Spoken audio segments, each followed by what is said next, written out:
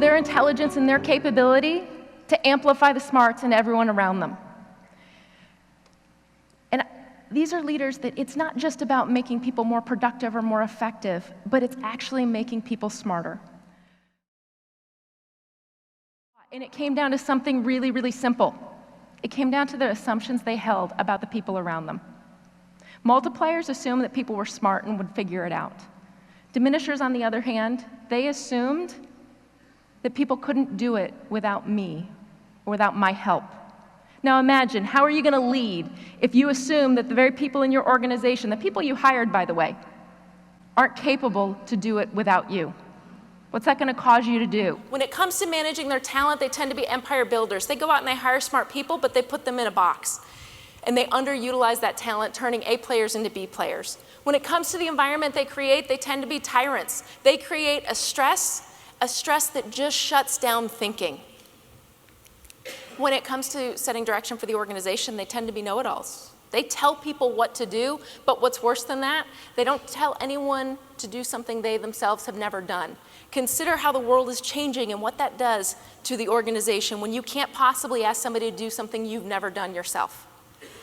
When it comes to making decisions, they tend to make the decision independently or in a small inner circle, and they hand that decision out to the organization. But then what happens? You know, we all debate it. The question becomes, does our manager get invited to that debate? And then when it comes to setting direction, they tend to be micromanagers. They have their fingers in every piece of every detail. So you leave an organization sitting waiting for approval, or worse yet, when the leader's out, people don't know what to do because they've never been faced with that situation before. We found our multiplier leaders do some similar things. When it comes to managing talent, they tend to be talent magnets. They find people's genius and they put it to work, which allows them to attract the very best and the brightest because they know they're going to get put to use at their highest point of contribution. When it comes to the environment they create, they tend to be liberators. They create space for people to think, but it's kind of like this deal. Hey, I'm going to give you this space, but in return for that, you have to give me your very best thinking. When it comes to setting direction for the organization, they tend to be challengers. They ask people to do really hard things, and they create a gap just big enough that it compels people to grow.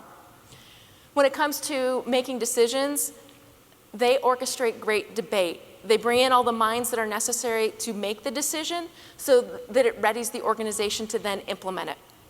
And when it comes to getting things done, they tend to be investors. They hand over ownership, they put other people in charge, and in return for that, they get to hold people accountable. It's fun in the research to study the extremes because it helps us to see the patterns. But what we know to be true is that there's much more of a continuum. There's the extreme multiplier, the extreme diminisher. There's even the accidental multiplier, that leader who is so busy diminishing someone else that they let you go off and do something brilliant. What we concern ourselves with, though, is the accidental diminisher. That is the leader who has the very best of intentions. They want to see their people grow. They come to a leadership conference like this. They want to put this into practice. They're even following popular management practice.